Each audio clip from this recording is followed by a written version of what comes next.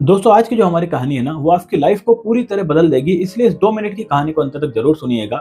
एक बार की बात है, एक गुरु और एक शिष्य जंगल के रास्ते होते हुए अपने गांव जा रहे थे।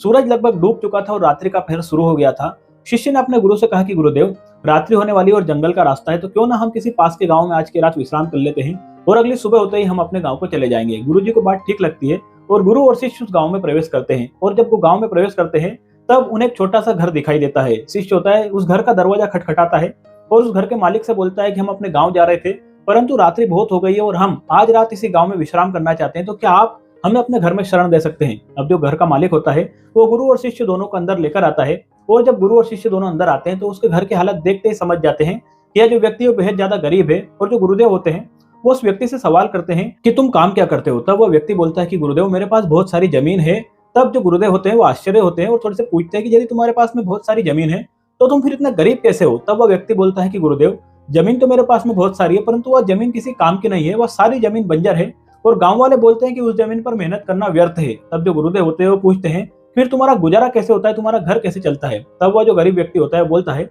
कि गुरुदेव, मेरे पास में एक भैंस है और उस भैंस की वजह से ही हमारे पूरे परिवार का पालन पोषण होता है। इसके बाद में जो गुरुदेव होते हैं उस रात्रि को वहीं विश्राम करते हैं और जैसे ही सुबह का पहर होने वाले होते हैं, गुरुदेव अपने शिष्य को उठाते हैं और उस आदमी की वो भैंस लेकर वहां से चले जाते हैं। अब रास्ते में वो शिष्य होता है वो गुरुदेव से पूछता है, बोलता है कि गुरुदेव, हम कहीं गलत तो नहीं कर रहे हैं। उस व्यक्ति का पूरा परिवार इसी भैंस के भरोसे पलता है और हम इस भैंस को लेकर जा रहे हैं। तब जो गुरुदेव होते हैं वो शिष्य की ओर देखते हैं, मुस्कुराते हैं और आगे बढ़ जाते हैं। दोस्तों इस बात को तकरीबन 10 वर्ष गुजर जाते हैं और जो शिष्य था वो अब एक बहुत ही बड़ा महंत बन चुका है। और उसे एक दिन याद आता है कि जो मेरे गुरुदेव है उस गरीब आदमी की भैंस को लेकर आ गए थे, पता नहीं अब उस गरीब आदमी का क्या हाल होगा और अब उसकी मदद करना चाहिए। इस विचार के साथ में वो उस गांव में जाते हैं और जाकर देखते हैं कि जिस जगह पर उस गरीब आदमी का छोटा सा घर था, अब उस जगह पर एक बहुत ही आलीशान मकान बना हुआ है और जो बगल में जमीन पड़ी हुई थी उस पर सुंदर फलों की खेती हो रही है। और वो आदमी भी उस जगह पर मौजूद था। वो जो शिष्य उस आदमी के पास में जाता है और उससे बोलता है कि तुम्हें कुछ याद है, तुम्हें ध्यान है, आज से 10 वर्ष पहले हमने इस जगह पर आपके पास में विश्राम किया था। तब वह जो व्यक्ति होता है वह बोलता है कि हाँ, मैंने आपको पहचान लिया है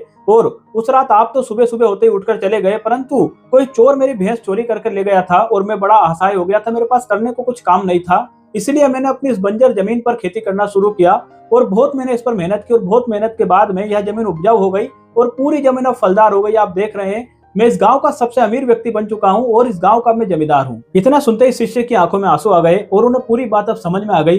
वो फूट फूट कर रोने लगते हैं और अपने गुरुदेव को याद करने लगते हैं। दोस्तों इस कहानी से हमें सीख मिलती है कि हमारे पास भी बहुत कुछ है यार, बहुत सारी ऐसी अपॉर्चुनिटी है जो हमारे इर्द गिर्द ही घूम रही है, परंतु हम उन अपॉर्चुनिटी को पहचान ही नहीं पाते। या फिर हो सकता है किसी ना किसी चीज ने हमें रोक रखा है। वो हमारे खुद के नेगेटिव थॉट हो सकते हैं, हमारे घर वाले हो सकते हैं, या फिर हमारी जॉब